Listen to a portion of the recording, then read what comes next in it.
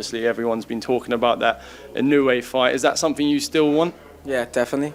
You know, it's been spoke about that much for it not to happen. Everyone wants it, so let's make it happen. It gets through again, Richie. That must be, well, I've lost count of how many have danced off, and he's turned his back, and he's inviting balls to come in to have another go.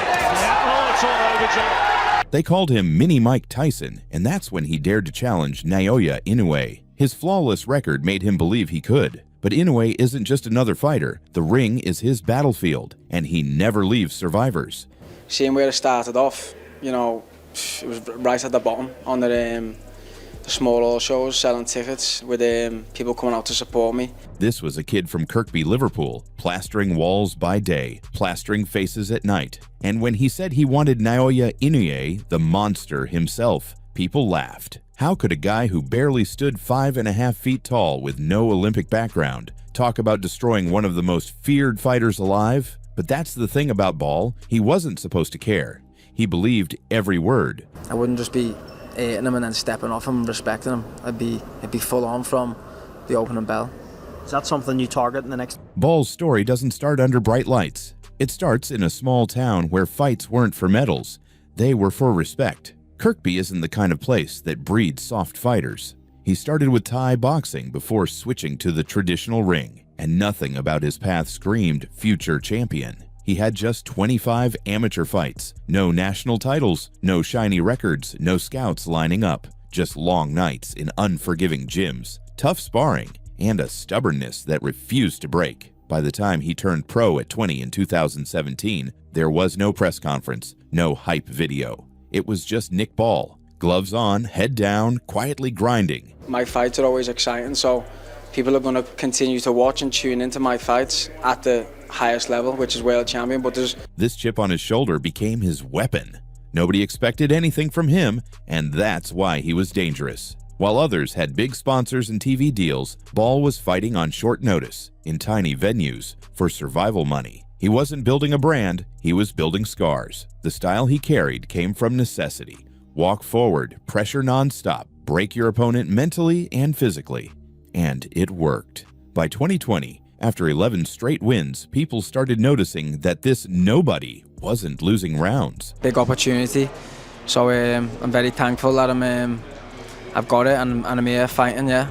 The turning point came when Frank Warren's Queensberry Promotions picked him up. That was the first crack of daylight. Finally, he had a platform, but the attitude never changed. Ball didn't suddenly become careful or flashy. His style stayed the same, relentless, disciplined, and unforgiving. Fans started calling him the small hall savage because no matter where you put him, he fought like a man trying to kick the door down. The right hand of Isaac Lowe. Let's have a look at it here.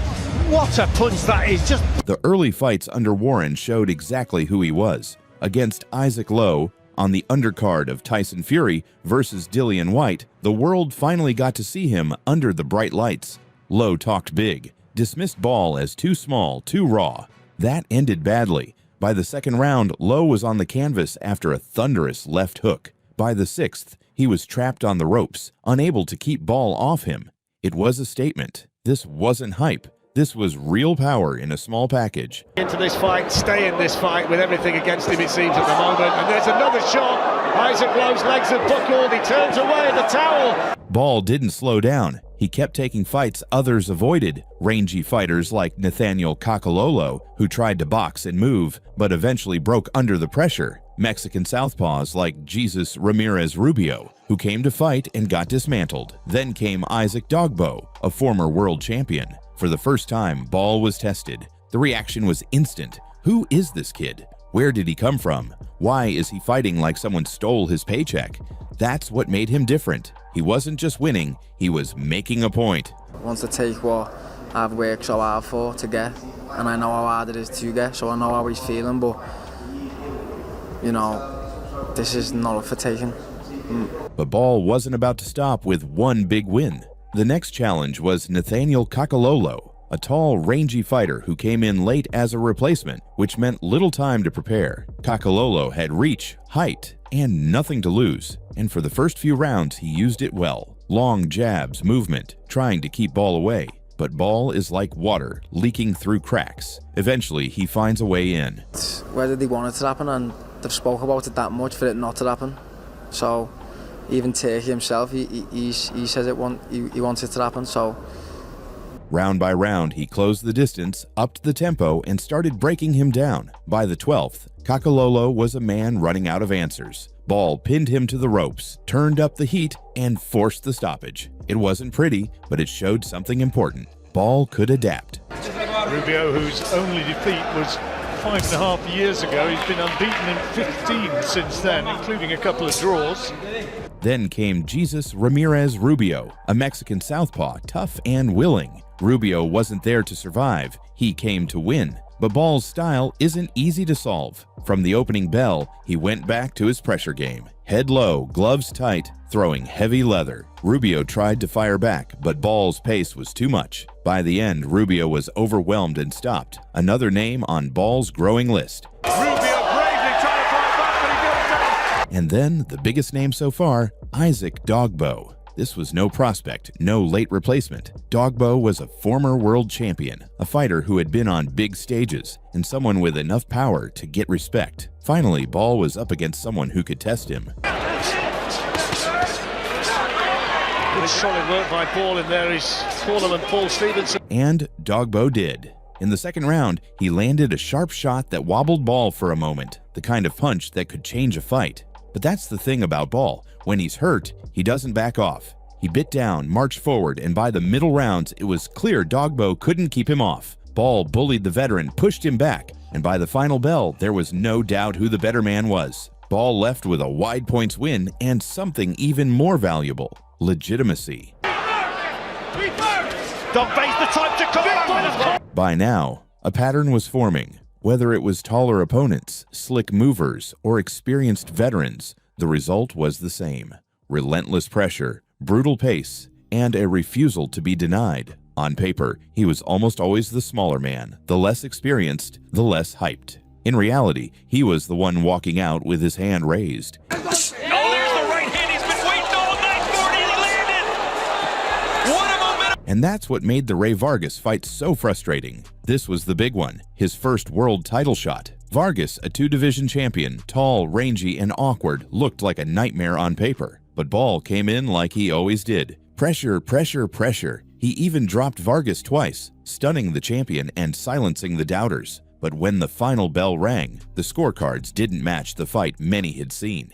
It was ruled a draw. No belt, no coronation, just frustration. 113 to 113. This bout is a split draw. From that point on, Ball's mindset changed. More ruthless, more focused, more determined. The polite altar boy from Kirkby was long gone. This was a man who knew how close he was to everything he'd worked for. And next time, he wasn't going to let three people with pens decide his fate.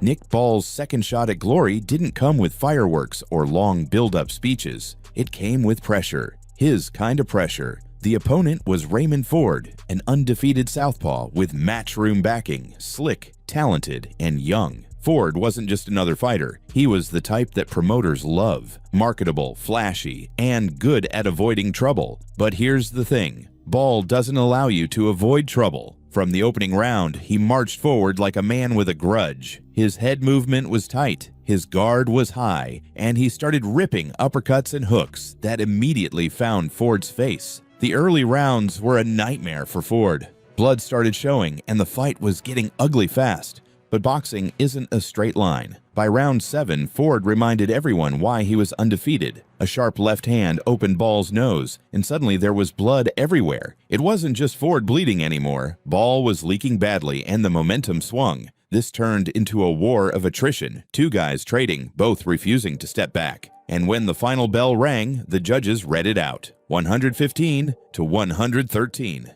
Nick Ball had done it, and new WBA featherweight champion. The kid from Liverpool, the small Hall Savage, was finally king. Yeah, everyone wants it to happen, don't they? Everyone's speaking about it, everyone's asking me about it, so that is the fight that everyone wants to happen. Now, at this point, the conversation shifted. The whispers about Naoya Inoue were no longer whispers. They were headlines. could this little wrecking ball, this 5-foot-something pressure machine, actually challenge the monster? Inoue was one of the most feared fighters in the sport. He's fast, technical, and hits like a truck. And yet, here was Nick Ball saying straight-faced, show him who the monster is. Fans were split. Some loved the confidence, others thought it was madness. But that's what made it interesting. The contrast is what made people talk. Inoue is precision, a surgeon with gloves. Ball is chaos, a storm in a small package. One cuts you open with accuracy, the other tries to drown you with volume. And the division, which once overlooked Ball, was now asking the question, can this little wrecking ball really crash into the monster and survive? I'm the man to beat him. But Are you the man to beat him? Of course I am, yeah. Then came the hype machine. Everyone wanted to see it, but history has a way of reminding fans monsters don't scare easily. Inoue thrives on breaking pressure fighters. He's dismantled guys who tried to walk him down. He's used to being the smaller man and turning it into an advantage. That's why this matchup felt so unpredictable. Ball's entire career was built on doing what people said he couldn't. But Inoue was a different level, a once-in-a-generation talent. So the story shifted from can Ball win to what happens when an unstoppable motor meets an immovable force. Yeah, I wouldn't say easily. I wouldn't really know until I get in there with him. That's me real honest answer. But he's been hurt. He's been hurt of lesser people than me. And once he's got up, they've sort of been shocked when he's got up and went on the back foot themselves, whereas I wouldn't do that. I'd be full on him for the full 12 rounds out. And here's the thing. Whether Ball fulfills his promise or gets humbled, the fact remains. Boxing finally has something fresh at featherweight. The sport loves characters, and Nick Ball isn't just a fighter, he's an event. From plastering walls in Liverpool to plastering names across the rankings, he's turned being overlooked into being undeniable.